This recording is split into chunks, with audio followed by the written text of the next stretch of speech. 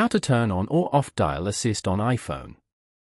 To get started, first of all go ahead and open up the Settings application on your iPhone. Settings allow users to customize, control, and secure your devices. Once you're here, scroll all the way down to find and tap on Apps. You can view all your phone apps over here.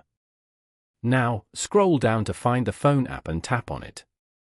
This will take you to the settings page for the phone app, where you can manage various call-related features.